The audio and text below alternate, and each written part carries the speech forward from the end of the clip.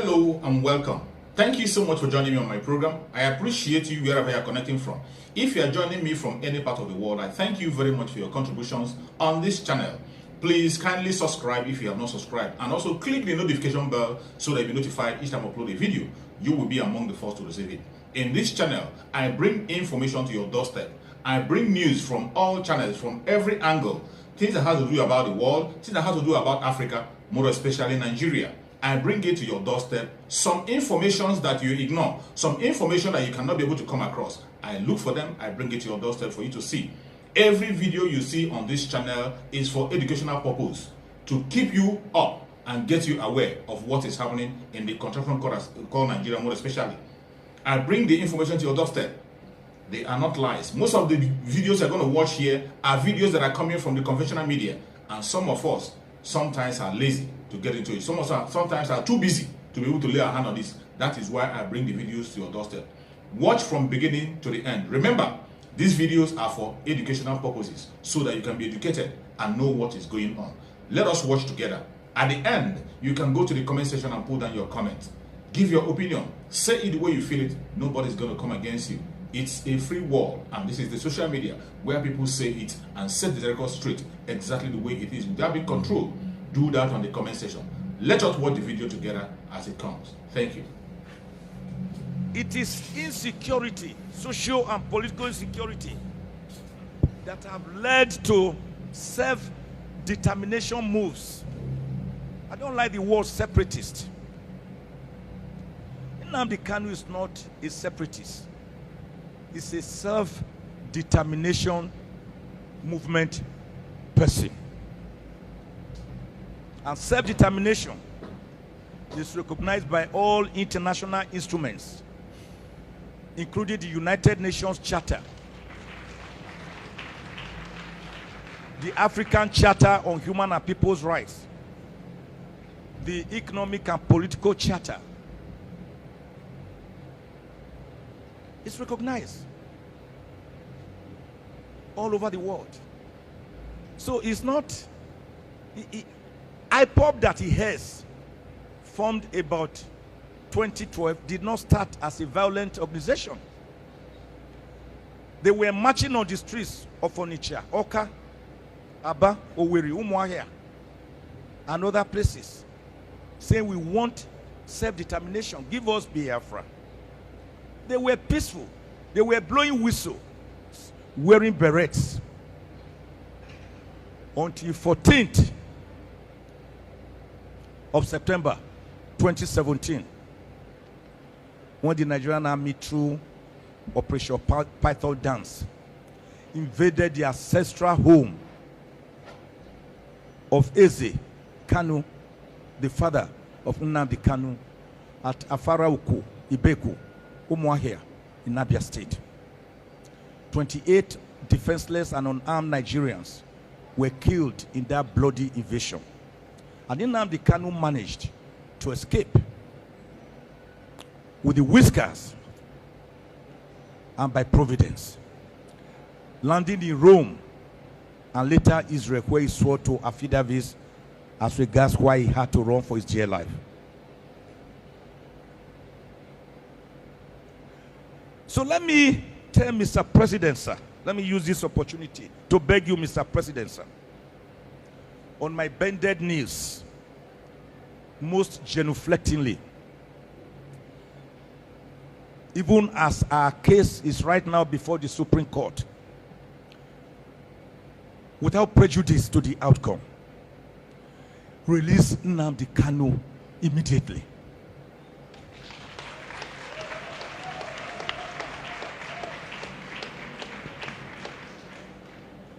It will help to bring peace and tranquility to the Southeast. It is not the other way around. We are not saying you should subvert the judicial process by doing this.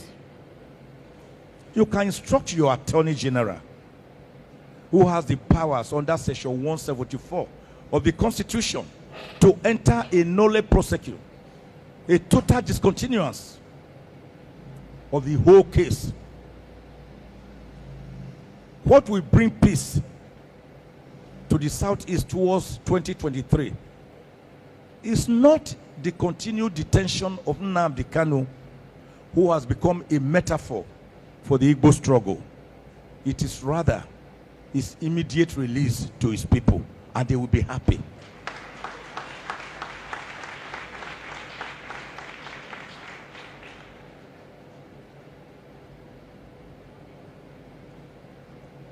We have 374 ethnic groups in Nigeria, as discovered by Professor Onigu Otite, a great demographer.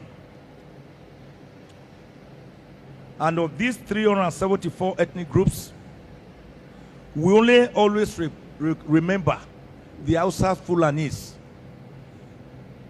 the Igbos, and the Yorubas. Have always asked the question, what happened to the other 371 ethnic groups, of which I am one, a minority within a minority, from a village called Ivyukwe near Agenebode, a minority. In Esako, East Local Government Area of Edo State, a minority. Where do you place me? God is not a foolish God. He knew why he planted me there. You must therefore recognize me and give me my full rights as a Nigerian.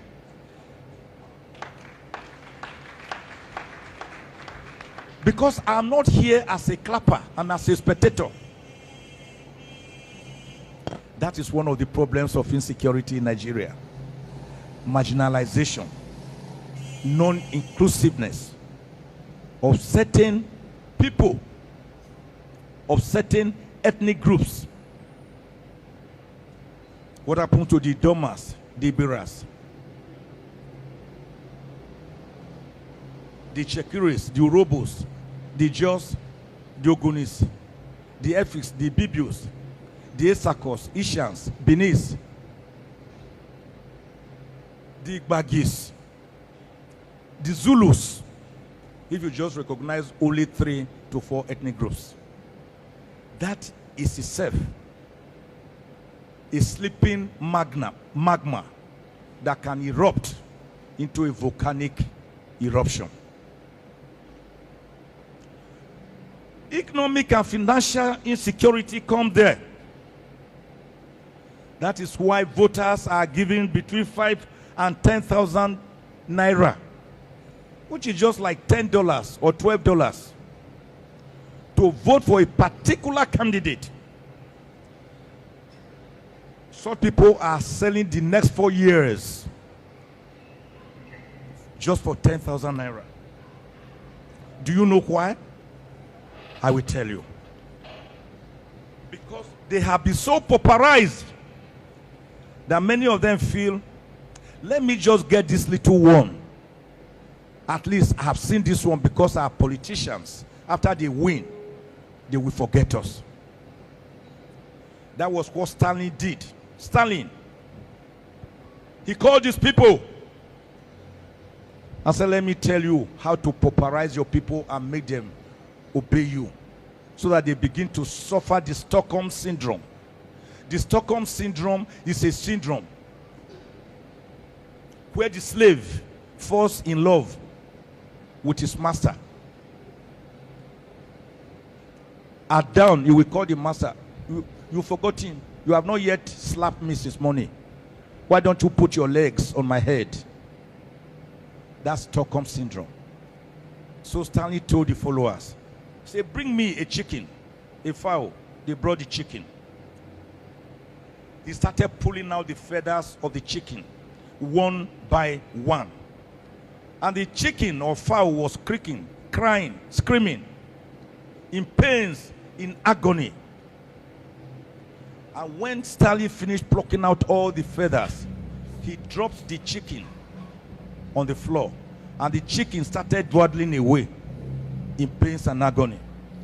Then Stanley dipped his hands in his pocket and brought out grains and said, that same chicken that was now going away in pains turned back. Stanley bent down, and the chicken started feeding from his palm. He said, that is what you do to your people, to marginalize them, then conquer them. Then they will obey you. Is that what we are seeing in Nigeria?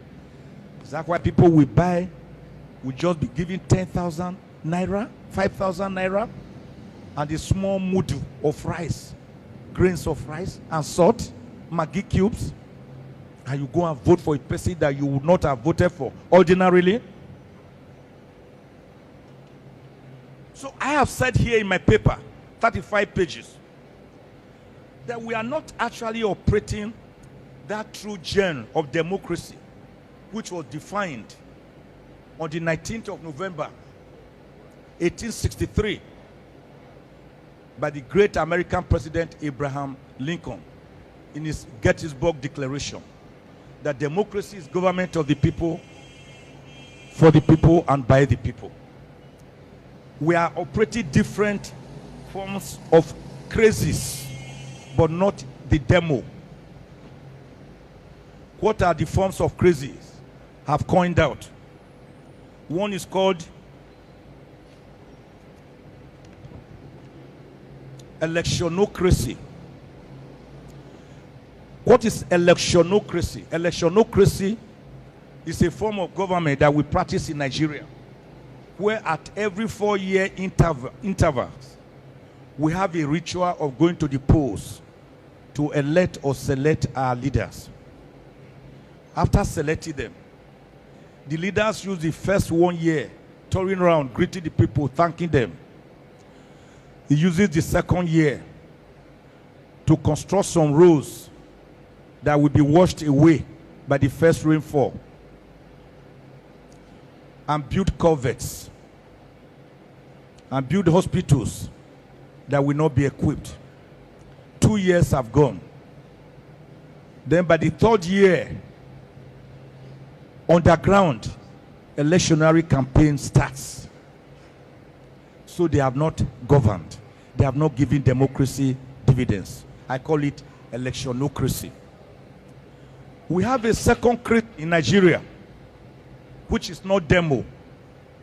That is judocracy. Judocracy is a form of crazy where presidents, governors, senators, and House of Representative members, and House of Assemblies, and chairmen of local government councils and legislators are conceived, incubated, and delivered in a course of law when litigation comes over election. So it is not actually the people that are voted for. It's not the candidates voted for by the people through the ballot box that may eventually turn up to be your governor or president. I call it judocracy. I have another form of government that we are practicing. I call it executocracy. Executocracy is a form of government where the president sees that the people should even be grateful to him for being their president. He rules maximally. He does what he wants. He behaves like Louis XIV of France, who in 1655 was so intoxicated, so inebriated with power, that he stood in front of Parliament and declared imperiously, "L'État, c'est moi. I am the state." That is executocracy. We also practice legislotocracy. Legislotocracy is a form of government where we have 360 near idle members of the House of Representatives and 109 senators. All of them under the Constitution, sitting part-time. The Constitution allows each of them to sit for 6 months in a year. And that is enough.